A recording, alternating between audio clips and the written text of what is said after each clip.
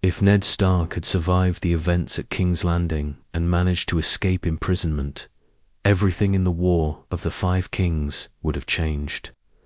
After learning of Joffrey's illegitimacy, instead of being executed, Ned would have been rescued by loyal northern men or aided secretly by Varys, who recognized the chaos that would follow his death.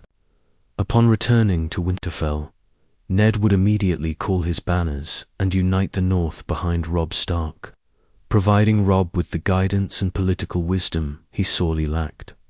Ned's presence would have strengthened the Northern campaign against the Lannisters. Unlike Robb, who was young and inexperienced, Ned understood the political games of the South and would have negotiated alliances more carefully. Instead of openly declaring Robb as king in the North so early, Ned might have advised patience, first securing strong allies before provoking the Iron Throne directly. He would have reached out to Renly Baratheon and Stannis Baratheon separately, leveraging their rivalry to secure a strategic advantage for the Starks. Ned would also have worked to keep Theon Greyjoy loyal, understanding Balon Greyjoy's ambitions. Ned might have convinced Robb to handle Theon with more care, possibly sending envoys to the Iron Islands, or even arranging a marriage alliance to keep the Greyjoys neutral. With Theon's betrayal avoided, Winterfell would have remained secure, and the North would have maintained its stability while focusing entirely on the war in the Riverlands. Under Ned's leadership, the Stark forces would be more disciplined and strategically coordinated. Instead of rushing into risky battles, Ned would prioritize cutting off Tywin Lannister's supplies, strengthening ties with House Frey without the disastrous Red Wedding conditions, and possibly seeking an early pact with House Arryn through Lysa, knowing her fear of the Lannisters could be manipulated. Without the Red Wedding, Robb's army would remain intact, and the Stark cause would stay formidable, but Ned's honor would still create complications. Aligning with either Renly or Stannis would be difficult for him morally, as he would support Stannis' rightful claim by law, but Renly's larger army would tempt him strategically. This inner conflict would test Ned's leadership, but with Robb and Catelyn advising him, he might manage to balance honor with practicality. By this stage, the war would shift in the Starks' favor. With Ned alive, the Riverlands and the Vale could have joined forces with the North, creating a united front against the Lannisters. King's Landing would face immense pressure, especially as the Tyrells might hesitate to ally with a losing side. In this altered timeline, the Starks wouldn't just fight for vengeance, they'd be fighting smart, combining Ned's wisdom with Robb's battlefield brilliance, with Ned Stark back at Winterfell and fully in control of Northern strategy. The balance of power in Westeros would begin to shift dramatically. While Robb Stark would still be recognized as a skilled battlefield commander, Ned's presence would restrain his impulsive decisions. Unlike in the original timeline, Robb wouldn't secretly marry Talisa, thus avoiding the catastrophic breakdown of their pact with House Frey. Instead, Ned would personally negotiate with Walder Frey, ensuring that the alliance remained strong by respecting the marriage agreement with one of Walder's daughters. This single decision would have massive consequences. The Red Wedding would never happen. Robb's army would remain intact, numbering close to 40,000 men. House Frey would remain loyal, the Riverlords would continue to support the Starks, and Tywin Lannister would face a far greater military threat than in the original timeline. Ned's next major move would involve careful diplomacy with the Baratheon brothers. Where Robb acted independently, Ned would secretly send envoys to both Renly and Stannis, appealing to their shared hatred of the Lannisters. Ned, who once served as Robert Baratheon's hand, could leverage his past relationship with Renly and His respect for Stannis claimed to create a fragile but crucial alliance. His plan would be simple: force the Baratheon brothers to work together against their common enemy, Cersei Lannister, until the Iron Throne is secured. In this timeline, Renly, encouraged by Ned's intervention, might be more willing to compromise. Instead of fighting Stannis at Storm's End, Renly could lend his 80,000-strong, Tyrell-backed forces to support a joint assault on King's Landing. With both Baratheon armies unified, the Lannisters would be outnumbered and overwhelmed. Meanwhile, Ned would strengthen ties with the Vale, knowing that Pettyr, Baelish, or Littlefinger manipulates Lysa Arryn's fear. Ned would act quickly to outmaneuver him. He would appeal directly to Lysa's sense of family loyalty, urging her to honor her sister Catelyn's cause. If the Knights of the Vale joined forces with the North, it would add another 30,000 soldiers to their coalition, making a combined force that even Tywin Lannister couldn't withstand. Catelyn Stark, witnessing Ned's survival and his calm leadership, would take on a key diplomatic role, helping unite these powerful factions. Together, they would carefully plan a multi-front offensive. Robb leading the northern host against Tywin's forces in the Riverlands, while Stannis and Renly prepare a direct strike on King's Landing. However, Ned's honor and his belief in justice would still create challenges. He would insist on revealing Joffrey's illegitimacy to the realm, exposing Cersei and Jaime's secret, thereby legitimizing Stannis' claim. This act, while morally right, would deepen tensions with Renly and the Tyrells, who might resist. Placing Stannis on the throne, Ned would be forced to walk a tightrope, balancing morality with pragmatism to prevent his alliance from fracturing before victory. As preparations for the siege of King's Landing begin, Varys and other southern players would notice the Stark-Baratheon Vale alliance gaining momentum. Cersei, realizing the danger, would likely try desperate measures, sending envoys to Dorne, rallying the Tyrells harder, or even considering using wildfire much earlier than in the original timeline. The war would now be on a knife's edge. But for the first time, the Starks would stand a real chance of winning. With Ned Stark at the helm of strategy and Robb Stark commanding the battlefield, the Stark-Baratheon Vale alliance would become a formidable power threatening the Lannisters' hold over Westeros, as Robb's disciplined northern forces push Tywin Lannister back in the Riverlands.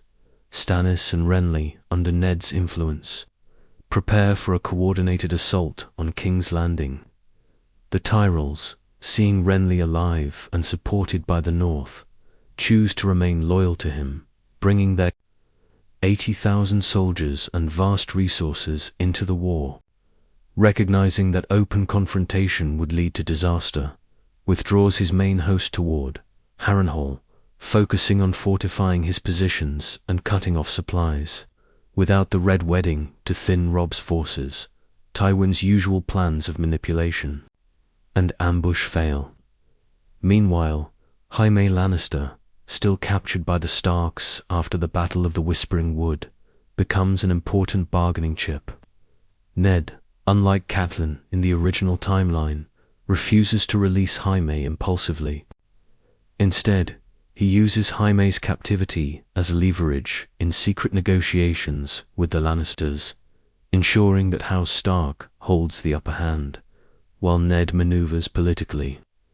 Robb delivers a crushing blow against Stafford Lannister's reinforcements at Oxcross, securing the Westerlands' vulnerable flanks.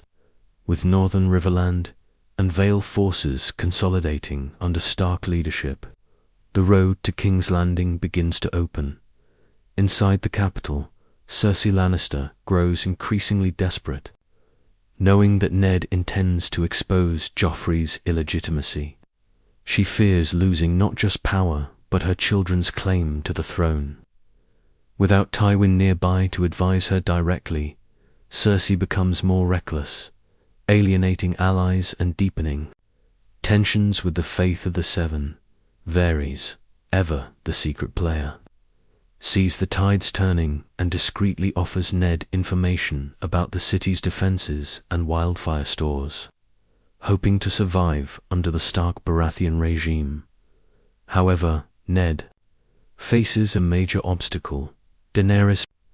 Word reaches Westeros that across the narrow sea, the exiled Targaryen princess has hatched 3 living dragons.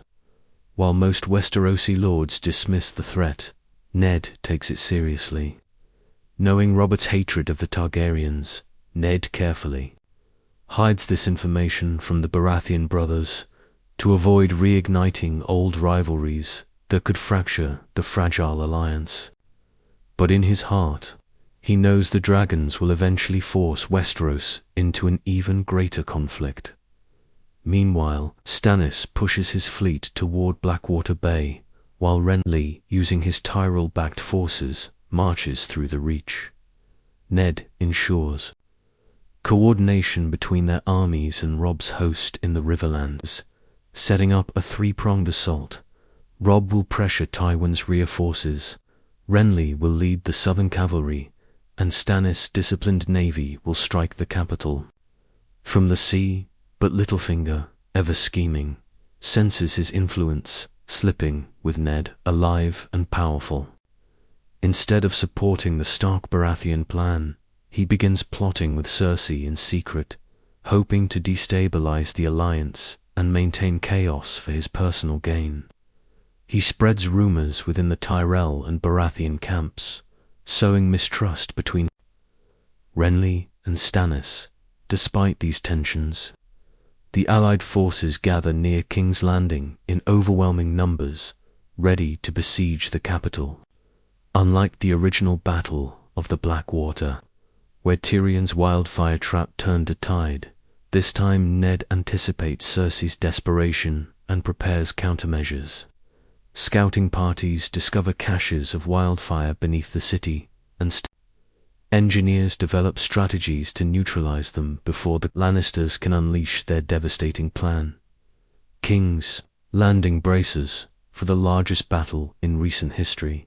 Hundreds of thousands of soldiers from the North Vale Riverlands, Reach, and Stormlands preparing to face the Lannisters' defenders in what could be the decisive clash of the War of the Five Kings, the Siege of Kings.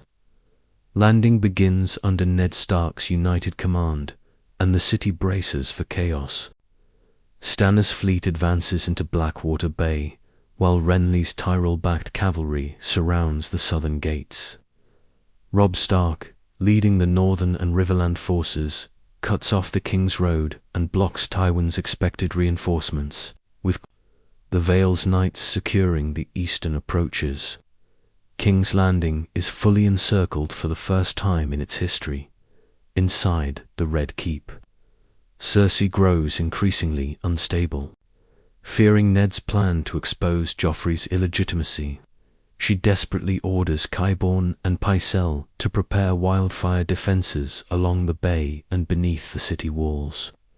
Unlike the original timeline, Ned, guided by Varys' whispers, already knows about the caches of wildfire. Engineers from Stannis' fleet and the Vale work together to dismantle or redirect several key wildfire traps, nullifying Cersei's deadliest weapon before the battle even begins. Tyrion Lannister, unlike his sister, pushes for a diplomatic solution, urging Cersei and Joffrey to negotiate terms with Ned Stark. But Cersei refuses, believing surrender would mean death for her children and herself. Her paranoia grows, and she secretly instructs the Kingsguard to prepare for an escape route through the Black Cells should the walls fall. On the battlefield, Renly and Stannis set aside their differences. For now, Ned mediates between the brothers, reminding them that only unity will topple the Lannisters.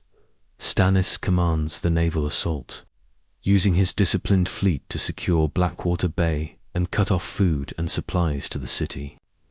Renly, with the Tyrell armies, establishes a blockade to starve King's Landing into submission, ensuring no southern reinforcements can arrive. Meanwhile, Tywin Lannister faces his toughest strategic dilemma yet. With his forces tied down in the Westerlands and Robb's army threatening his rear, he struggles to decide whether to defend the capital or regroup for a counter. Ultimately, Tywin orders his bannermen to hold their positions and prepare for a last stand within the city's walls. Knowing defeat here would shatter House Lannister's power forever. As the siege tightens, Ned sends envoys into the city, offering terms of surrender to the Goldcloaks and Smallfolk. Unlike Robb, Ned understands the importance of winning hearts as well as battles, promising amnesty to those who lay down their arms and protection for the city's citizens. This approach causes unrest among the City Watch, many of whom begin questioning their loyalty to Joffrey and Cersei. Behind the scenes, Littlefinger works tirelessly to sabotage Ned's plans. He whispers poison into the ears of both Renly and the Tyrells, suggesting that Stannis intends to betray them once the city falls. Simultaneously, he feeds false information to Cersei, making her believe that the Tyrells plan to abandon the Lannisters and join Ned's coalition at the last moment. His schemes create cracks in the alliance, forcing Ned to work constantly to maintain unity among his forces. Meanwhile, news arrives from the north. Theon Greyjoy, convinced by Ned's diplomacy, has persuaded Balon Greyjoy to hold off on his rebellion. Winterfell remains secure, and Stark control over the north is unchallenged, freeing Robb's full strength for the Southern War. As the tension in King's Landing reaches its peak, the first assault begins. Stannis' navy bombards the harbour, while Renly's cavalry charges the southern walls. Robb leads his infantry against the western gates, testing the Lannister defences.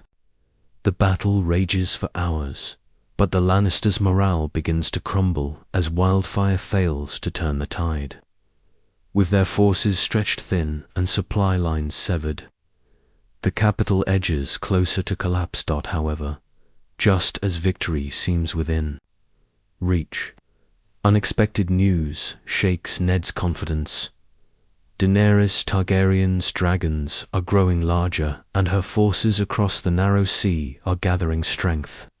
While the Lannisters' defeat seems imminent, Ned realizes a far greater war may soon follow. The siege of King's Landing enters its most critical phase. After weeks of relentless pressure, the city's defenses begin to weaken. Food supplies dwindle, disease spreads, and the small folk grow restless, blaming Cersei and Joffrey for their suffering. Riots break out in Flea Bottom, forcing the City Watch to divide its forces between suppressing unrest and holding the walls. Ned Stark sees an opportunity and prepares his forces for the decisive strike. Robb Stark commands the northern host with precision, launching coordinated attacks on the western gates, while Renly's Tyrell-backed cavalry maintains a relentless blockade from the south. Stannis' fleet dominates Blackwater Bay, cutting off all remaining supply routes and bombarding the harbour day and night. Ned's strategy is clear: squeeze the city from all sides, force surrender, and minimize bloodshed where possible. Inside the Red Keep, Cersei's desperation grows dangerous. Jaime Lannister, still Ned's captive, has become her last hope for negotiation, but Ned refuses to release him without firm guarantees. Tyrion, frustrated by his sister's stubbornness, secretly begins communicating with Ned through Varys, proposing a peaceful transition of power that would spare King's Landing from complete destruction. Tyrion argues that the Lannisters can avoid annihilation if they agree to surrender Joffrey and step aside in favor of Stannis' lawful claim. Meanwhile, Littlefinger's manipulations finally begin to bear fruit. Within the Stark Baratheon alliance, tensions rise. Renly grows increasingly suspicious of Stannis, believing his older brother plans to seize sole control of the Iron Throne once the city falls. The Tyrells to begin doubting their place in the future order, fearing that Stannis' rigid, unforgiving nature will marginalize their influence. Ned struggles tirelessly to hold the alliance together, appealing to their shared goal of defeating the Lannisters before settling questions of succession. But Ned knows time is against him. Across the narrow sea, Daenerys Targaryen's growing strength has become impossible to ignore. Reports from Pentos and Karth confirm that her 3 dragons are thriving, and her army, bolstered by the unsullied and freed slaves, is expanding. Rapidly, Ned realizes that even if they seize the Iron Throne, Westeros will soon face an entirely new threat. Quietly, he begins preparing contingency plans, considering alliances beyond the traditional houses of Westeros to prepare for the coming storm. The first major breach of King's Landing's defenses comes during a daring night raid led by Robb Stark and Brynden Blackfish Tully. Under the cover of darkness, Northern scouts infiltrate the Mudgate and sabotage several key barricades, allowing Stark infantry to pour into the outer districts. The Lannisters fight fiercely, but with the Gold Cloaks divided and morale collapsing, the attackers seize control of Flea Bottom and begin pushing toward the Red Keep. Cersei, panicking as her power crumbles, prepares for the worst.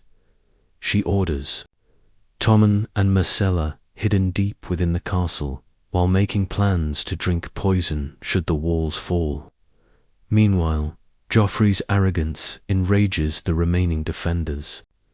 His cruelty toward the small folk fuels open rebellion, further weakening Lannister control. Tywin Lannister, camped near Harrenhal, receives word of the capital's imminent collapse. Desperate, he attempts a forced march to relieve the city, but Robb intercepts him at the Gold Road. In a fierce confrontation, the Northern and Riverland forces hold the line against Tywin's army, preventing his escape and isolating King's Landing completely. By now, the fate of the city hangs by a thread. Ned issues one final ultimatum. To Cersei, surrender Joffrey, renounce all claims to the throne, and allow Stannis to take his rightful place as king, or face complete destruction. Cersei hesitates, torn between survival and pride, but Littlefinger whispers in her ear, convincing her that she still has one last chance to turn the tide. She authorizes a desperate plan to unleash the remaining wildfire caches beneath the Great Sept of Baelor and the surrounding districts, destroying part of the city rather than allowing it to fall into Ned's hands. Unbeknownst to her, Varys learns of the plan and races to warn Ned, setting the stage for a bloody confrontation that could decide the future of the realm. As dawn breaks over King's Landing, the tension in the city is palpable. With food gone, riots spreading, and morale broken, the Lannisters are cornered. Yet Cersei Lannister, pushed to the edge by desperation and Littlefinger's manipulation, sets her catastrophic plan into motion to ignite the caches of wildfire hidden beneath the city. Her intention is simple. If she cannot rule the Iron Throne, then no one will. Varys, having intercepted whispers from his little birds, rushes to Ned Stark's war council to warn him. The news sends shockwaves through the allied commanders. If the wildfire explodes, tens of thousands of soldiers and civilians alike would perish, and King's Landing itself could be reduced to rubble. Ned immediately orders Stannis engineers to locate and disable as many wildfire caches as possible, while dispatching trusted men to infiltrate the city and seize control of the alchemists. Guild before the Lannisters can execute their plan, Robb Stark volunteers to lead one of these infiltration units, knowing time is running out. Guided by very secret tunnels, Robb and a hand-picked team of northern soldiers infiltrate the city under the cover of night. Inside, chaos reigns. The starving small folk rise in open rebellion, attacking the gold cloaks and breaking into noble homes for food. Taking advantage of the anarchy, Robb's unit moves stealthily through the back streets, securing several key wildfire storage sites and preventing a large-scale detonation. Meanwhile, at the Red Keep, tensions explode between Cersei and Tyrion. Tyrion, realizing the madness of his sister's plan, confronts her directly, arguing that destroying the city would doom House Lannister forever. But Cersei, convinced that surrender equals death, refuses to back down. She orders Seer Mandon Moore and the King's Guard to prepare the detonation as a last resort should the walls be breached. Outside the city walls, Stannis launches his final naval assault, overwhelming the Lannister fleet and burning their remaining ships. Renly's Tyrell-backed cavalry crushes the southern gates, forcing thousands of Lannister soldiers to retreat into the inner districts. At the same time, Ned commands Robb's forces from the western front, slowly advancing toward the Iron Gate and cutting off any path of escape. The combined pressure from all sides pushes the defenders into desperation. But Littlefinger, seeing the Lannisters doomed and his influence slipping, enacts his own contingency plan. He sends secret envoys to the Tyrells, offering them control of the reach and influence over the Iron Throne if they betray Stannis and Renly at the last moment. While Margaery Tyrell hesitates, Olenna Tyrell sees the opportunity and begins quietly plotting an alternative power structure in case the Baratheons' alliance collapses. Inside the city, Robb's unit finally reaches the Great Sept of Baelor, where one of the largest wildfire caches is hidden. In a tense standoff, they face off against Lannister loyalists guarding the tunnels beneath the sept. The fight is brutal, with Robb narrowly surviving an ambush, but the Starks ultimately secure the site and disarm the explosives just moments before Cersei's order to ignite them can be carried out. Meanwhile, Tywin Lannister makes a last desperate attempt to break through the Stark forces on the Gold Road and rescue the capital. But Brynden Blackfish, Tully, commanding the Riverlords, holds the line brilliantly, forcing Tywin's army into retreat. With Tywin cut off and King's Landing nearly encircled, the Lannisters' position becomes untenable. Finally, after days of unrelenting siege, Ned Stark gives the signal for the final assault. Renly's cavalry breaches the southern walls. Stannis' disciplined infantry storms the Mudgate, and Robb leads the northern host straight into the heart of the city. The Gold Cloaks, demoralized and starving, begin surrendering in droves. Within hours, King's Landing falls. Cersei is captured alive.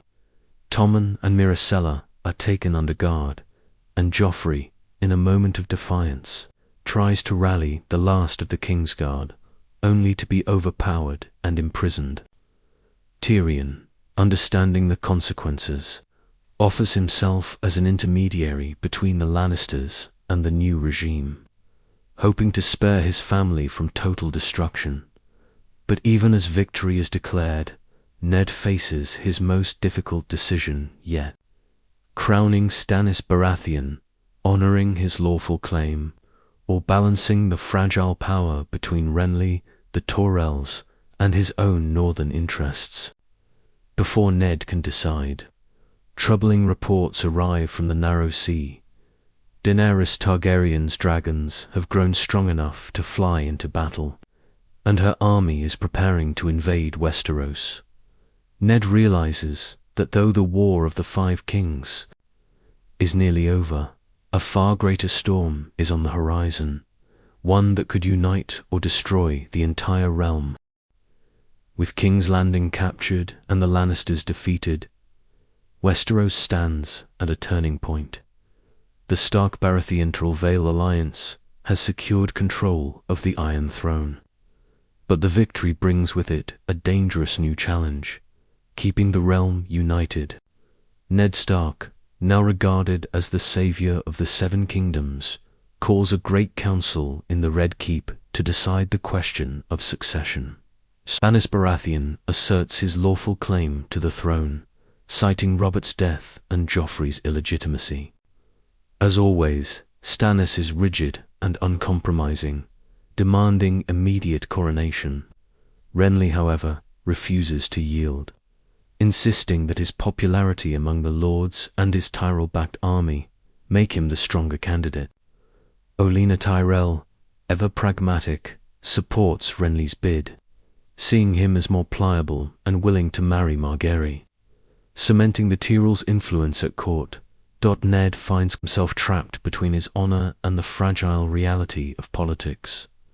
By law, Stannis is the rightful king, but Ned knows forcing Stannis onto the throne risks alienating the Tyrells and destabilizing the alliance they fought so hard to preserve. Tyrion Lannister, surprisingly, offers a bold solution.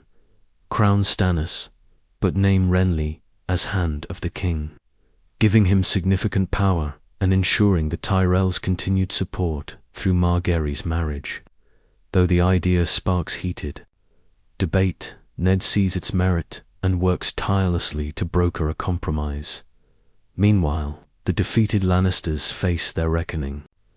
Cersei is placed on trial for treason, her secret of Joffrey's parentage revealed before the realm. Stripped of power, she becomes a prisoner in the Red Keep under constant guard. Joffrey, enraged and humiliated, is sent to the Wall in a deal brokered by Tyrion to avoid execution, a symbolic act showing mercy while removing his threat. Tommen and Myrcella, too young to be held responsible, are placed under the Stark family's protection to ensure no future Lannister claimants rise. Tywin Lannister, having escaped the final siege, retreats to Casterly Rock to rebuild what remains of his house's power. Though defeated, he begins plotting revenge, forging secret alliances with the Iron Bank of Bravos and negotiating quietly with Dorne, who still seeks justice for Ilya Martell's murder. Westeros may have peace for the moment, but the seeds of another conflict are already sown. While Ned works to stabilize the realm, troubling news continues to arrive from across the narrow sea. Daenerys Targaryen has solidified her control over Slavers Bay, commanding a massive army of unsullied Dothraki and freedmen. Her dragons, now fully grown and capable of burning entire battalions, make her a looming threat unlike any Westeros has faced in centuries. Varys warns Ned that Daenerys' intention is clear. She seeks to reclaim the Iron Throne, and many disillusioned lords in Westeros, including those loyal to the Targaryen legacy, are already secretly pledging support to her cause. At the same time, ominous reports arrive from the Wall. The Night's Watch sends urgent messages warning of growing activity beyond the Wall, strange disappearances, and rumors of an ancient enemy awakening in the frozen wilderness. Jon Snow, having risen quickly through the Watcher's ranks under Lord Commander Jeor Mormont, writes personally to Ned, warning him that the long night is coming. Ned, burdened with ruling and uniting the realm, now faces a choice: prepare for Daenerys' inevitable invasion, or turn his attention northward to defend against a far older and deadlier threat to strengthen the kingdom's defenses. Ned proposes reforms unseen in generations. He persuades Stannis and Renly to consolidate the realm's armies into a unified royal host, pooling the resources of the North, the Vale, the Reach, and the Stormlands. However, this move alarms Dorne, the Iron Islands, and the surviving Lannister loyalists, who fear that a centralized power under Stannis could erode their autonomy. Once again, Westeros teeters on the edge of fracture. As Ned rides through the city one evening, he reflects on how far the realm has come and how fragile its victories truly are. The War of the Five Kings is ending, but the Game of Thrones has grown deadlier than ever. Daenerys approaches from the east with fire and blood. Tywin schemes from the west, and in the frozen north, a terror older than history itself stirs. Ned realizes he must prepare Robb, Jon, and the next generation of Starks for a battle unlike any they have fought before. The true war, he understands, has not yet begun. Months after the fall of King's Landing, Westeros seems united under a fragile peace, but beneath the surface, storm clouds gather. Stannis Baratheon has been crowned king, Renly serves his hand, and Ned Stark remains, Warden of the North and Lord Protector of the realm. The Iron Throne is stable for now, yet enemies close and distant prepare to strike across the narrow sea. Daenerys Targaryen finally makes her move, with her 3 fully grown dragons, Drogon, Rhaegal, and Viserion, and an army of unsullied Dothraki riders and freedmen. She sails from Meereen with a massive fleet provided by the Greyjoys, who betrayed Ned after secret promises of independence. From Daenerys, her arrival is swift and devastating. The Reach's farmlands burn under dragonfire, and the great houses begin to fracture once again. Many smaller lords, tired of war and seduced by her claim as the rightful queen, secretly declare for Daenerys, threatening to destabilize Stannis' rule before it fully consolidates.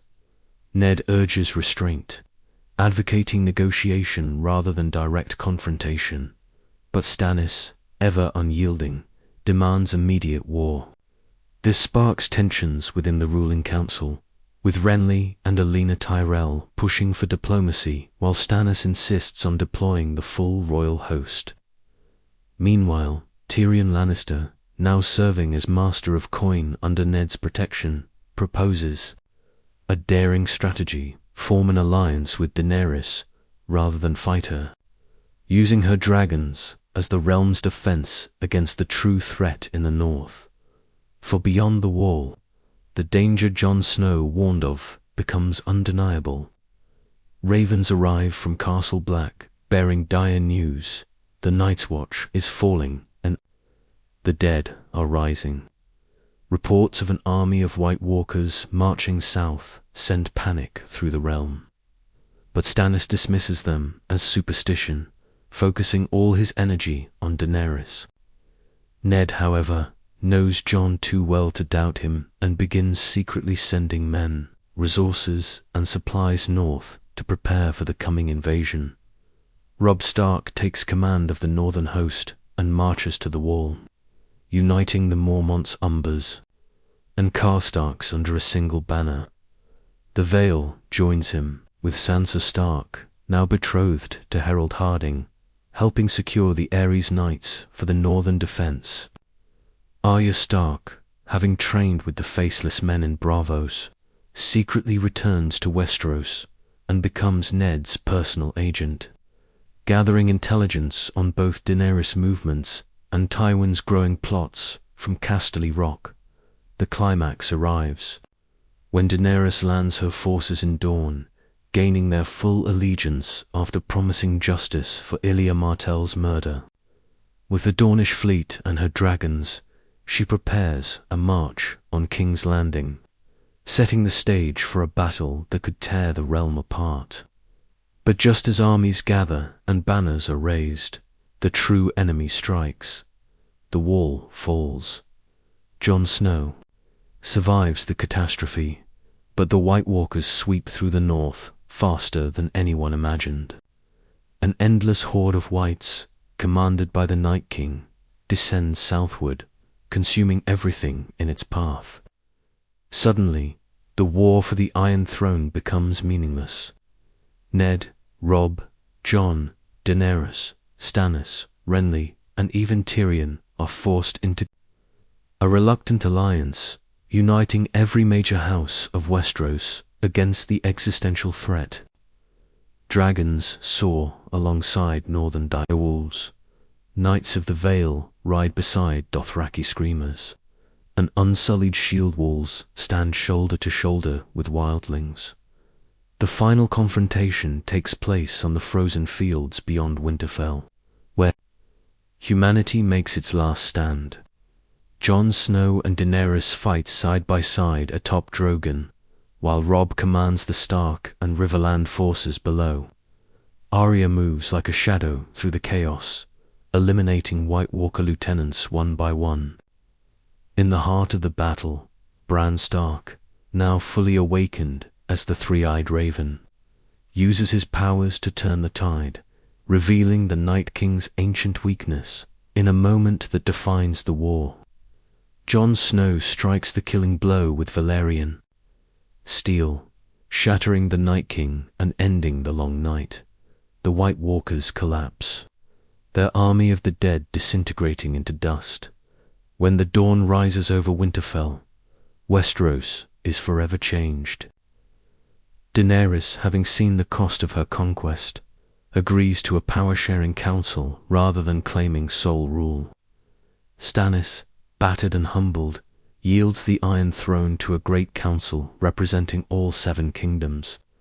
Ned Stark, having fought and bled to unite the realm, finally retires to Winterfell, leaving Robb as Warden of the North and Jon as Lord Commander of a rebuilt Night's Watch. For the first time in centuries, the 7 kingdoms stand united, not under one king or queen, but under a fragile peace forged in fire and blood. The Game of Thrones, however, is never truly over. In the shadows, Littlefinger disappears. Tyrion begins rebuilding the shattered realm, and Arya sets sail west of Westeros, seeking lands no map has ever shown. And high above the ruins of the world they saved, Drogon vanishes into the clouds, carrying the last living fire of House Targaryen, a reminder that history is not done with Westeros, and that one day the dragons may return.